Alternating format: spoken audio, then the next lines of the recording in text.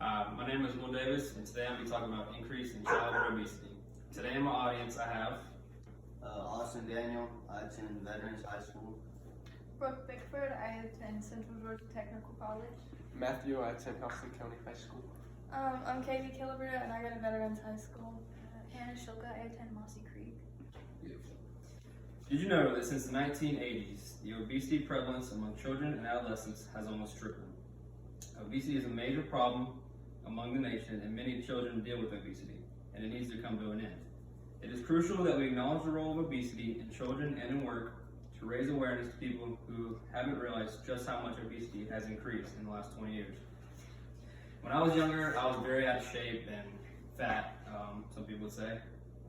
As you can see here, these pictures, this is me when I first year of baseball. I was still chunky, and this was before I started playing baseball. And I got stuck in that dress. I don't know why I put it on, but whatever, it's besides the point. But after I started playing Little League and started eating better, I began to lose weight and get in shape, and I felt a lot better about myself. And some history about childhood obesity is in the 1960s and 70s, only 13% of U.S. adults and 5 to 7% of U.S. Children were obese. Today, 17% of our children, 32% of adult males, and 36% of adult females are obese. Childhood obesity has increased as the time has gone on, and one reason for that is because due to the amount of fast food that's consumed each year.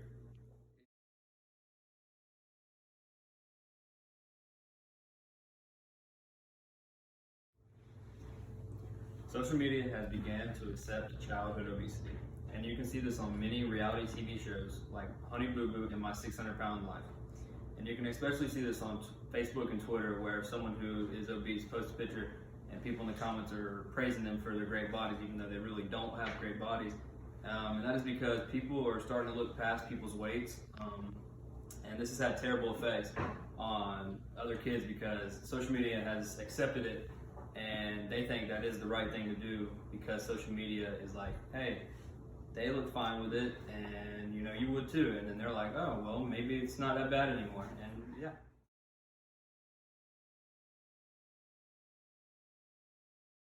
.8% of boys and 29.7% of girls in the United States are considered obese or overweight.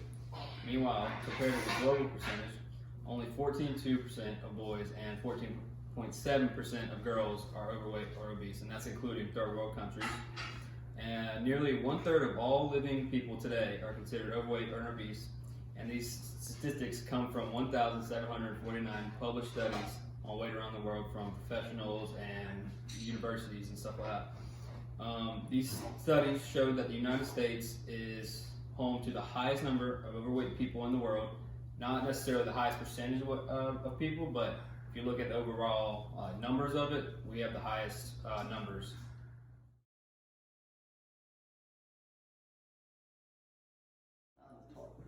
Every parent will never accept that their child actually has a problem. In fact, parents do not even realize that their child is obese until they go to the doctor for like a yearly checkup or something, and the doctor measures them for like their body weight for their height percentage, and that's when the parents come to the realization that the kid is fat.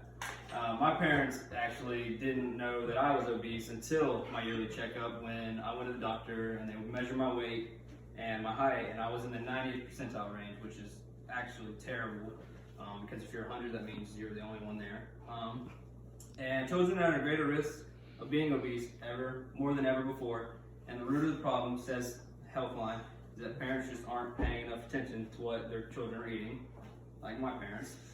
And another reason for childhood obesity is sedentary lifestyle, and sedentary is just basically meaning like lack of activity, so sitting inside playing video games all day and stuff like that, which all kids do these days.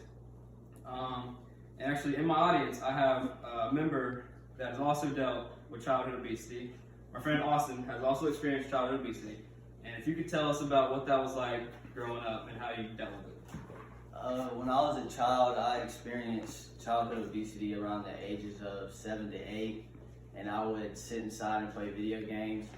And I really love eating candy, but like a lot of candy every night. And then I came to a realization that I was tired of being obese and fat, so I decided to start playing baseball in Little League. That's where I met Will. We started playing baseball, and then I started losing weight, and now I'm here.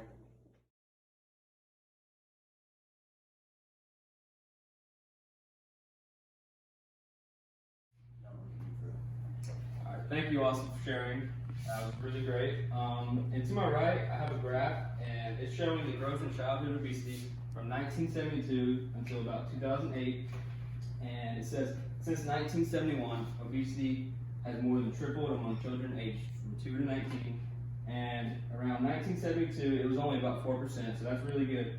But around 1978, when the Atari came out and like all the video game stuff started really coming out, it began to skyrocket up till about 1990, and that's when mainstream video games came out. So like the internet and all that began to come out, and all the kids were like, stop playing outside. So from about, kids played outside all the time back in the day, and it's definitely gone down since then, as this graph shows.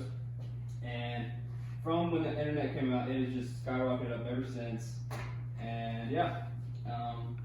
And in conclusion, childhood obesity is a major epidemic problem throughout the nation and in the world. Fast food restaurants and parenting are found to be responsible for this. And now that you are more familiar with the reasons and the facts about childhood obesity, it can help you understand the problem many children deal with.